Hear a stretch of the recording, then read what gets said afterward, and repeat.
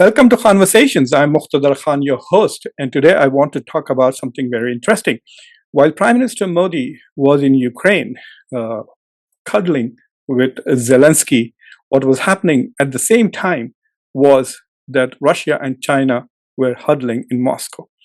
So, this is an important dialectics in geopolitics that I want to talk about because one of the analysis, or in fact, the broad narrative about Prime Minister Modi's visit to Ukraine is about the fact that it's a historical visit, the first by a Prime Minister of India to Ukraine, and that too one day before Ukraine's Independence Day. But it's been lauded as some great act of balancing diplomacy. I have done a couple of analyses, and you might have seen it in the last 2 days. But today I thought let's look at it at how China and Russia are looking at what's happening in between Ukraine and India, and do they see what Modi is doing as some great form of diplomacy, or do they see it as India becoming basically a puppet of the West? So that is what I shall explore in today's conversations. But before that, please subscribe to Conversation, like this video, press the bell icon, and don't forget to share this video with others. And a lot of people have joined Conversations this week. Thank you very much for your support. And all of you who regularly watch Conversations, don't forget to join Conversations and become a member so that you can support the channel. So this is what I did. Basically, I decided to go and look at the media in Moscow and in Beijing and see how they were reacting to it. The first thing that I found was that the Chinese were making quite, they were basically making fun of Prime Minister Modi. And so there was this article published in the Global Times, which is essentially the Chinese mouthpiece. The article says, "Will India's yoga diplomacy," and they put the yoga diplomacy in inverted commas, "work in bridging gap between Russia and Ukraine?" So you have to understand it's a joke at the expense of Prime Minister Modi, and in order to understand that, you should know that Prime Minister Modi has been using yoga and Ayurveda and other things as forms of diplomacy and international relations. Sometimes it backfires, like it did in Maldives, where there was tremendous violence on the Yoga Day, which also then led to a very aggressive anti-India campaign by the person who is currently the president of Maldives. But Modi did promote yoga, and there was yoga at the UN, etc. So that is what yoga diplomacy is. Actually, you using yoga to increase India's soft power, using yoga to bring people, to enhance people-to-people relations, etc. But the Global Times uses yoga diplomacy to mock Modi's flexibility. So they are saying that, because he does yoga, he's flexible. He can bend towards Moscow in July, and then he can bend towards Ukraine in August. So that is what they are making fun of. And they basically says that, well, we appreciate the fact that he's flexible enough to one day be in Moscow and hug Putin, and then the other day be in Kiev and hug Zelensky, and try to do this balancing act. Even in the West, it is being touted as a tightrope walk, etc. But the question is, does India have the capacity to really make any difference in terms of the war? Can India really precipitate peace between Russia and Ukraine? And the Chinese commentators, obviously, I don't know who these two guys are, Yusha and Sheng, they are basically also writing this article tongue-in-cheek. But when I looked at the Russian media, I mean, there was lots of serious stuff going on in Russia. What was happening in Moscow at the same time is China's number two, Li Qiang. It's very difficult to pronounce. Anyway, China's number two was in Moscow at the time. He met with Modi, and then he met with Putin, and then he met with the Prime Minister of Russia, and they discussed a lot of serious things from trade to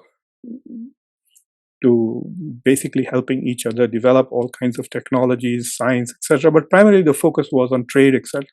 But the biggest thing that they did was to establish a bank. Basically, they are trying to establish a, a non-dollar trading mechanism as well as institutions. So they're talking about physical banks.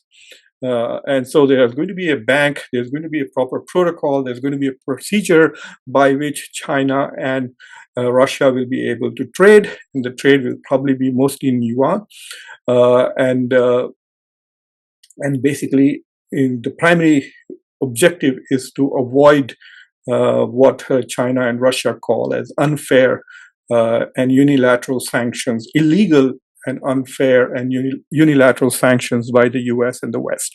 In fact, just yesterday, Biden announced a huge package of economic sanctions against Russia. So it is to avoid this sanctions. You must remember that the West has seized, I think, over $500 to $600 billion of Russian money, which was in Western banks, and now they're all been frozen. And there's also a lot of talk of using that Russian assets, seizing those Russian assets to help Ukraine. In fact, I think Europeans are using the interest from the Russian assets. So it's basically daylight robbery as far as Russia is concerned. Well, Russia deserves it. Why would they trust Western banks? And if you're going to go to war against Ukraine, you should have first withdrawn your assets from Western banks.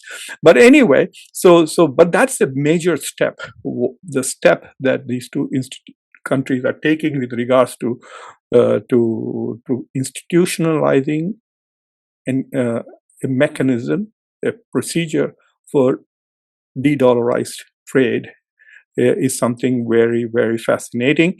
And this clearly puts Moscow in the grip of Beijing. If you remember when Modi went, see, every visit that Modi is making now seems to be controversial.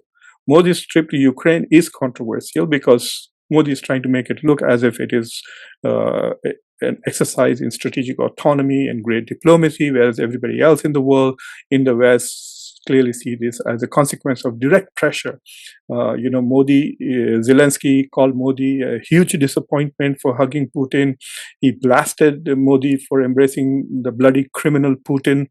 And when Modi was there in Kiev, Zelensky was using very strong language to talk about Russia as criminal state and Putin as a war criminal, etc. And Modi did not say a word in defense of Russia or Putin, even though in India, everybody says Russia is our best friend, Russia is our trusted friend. But Prime Minister Modi did not defend his friend in Kiev, not even one word. Yes, he carried a message from Putin to Ukraine, to Kiev, but he did not try to explain the Russian point of view with regards to this war. He was more interested in trying to say as to how India was neutral, and even though India is now the biggest purchaser of Russian oil, India's purchase of Russian oil does not constitute India's help for Russia. It should be understood as neutrality. So that was Modi's primary message. But when he went to Moscow last month, it was being touted. Basically, every Indian commentator was saying that this trip to Moscow was basically to prevent Russia and China becoming too great allies, too great a partner to the exclusion of India. So India wants to remain in the mix, because if India is not in the mix, then a very close partnership between Russia and China will undermine India in many, many ways.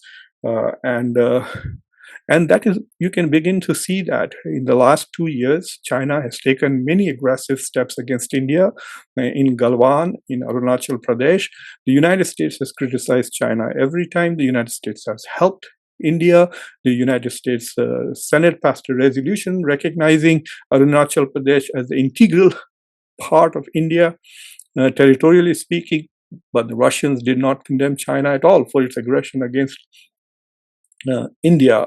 And so while India keeps saying that we don't trust America, Russia is our best friend, India is not really standing up for Russia. And day by day, China is basically slowly, it's like a python, slowly swallowing and then digesting Russia. And remember that Russia still has several technological advantages. Russian anti-aircraft S-400 technology is one of the best in the world.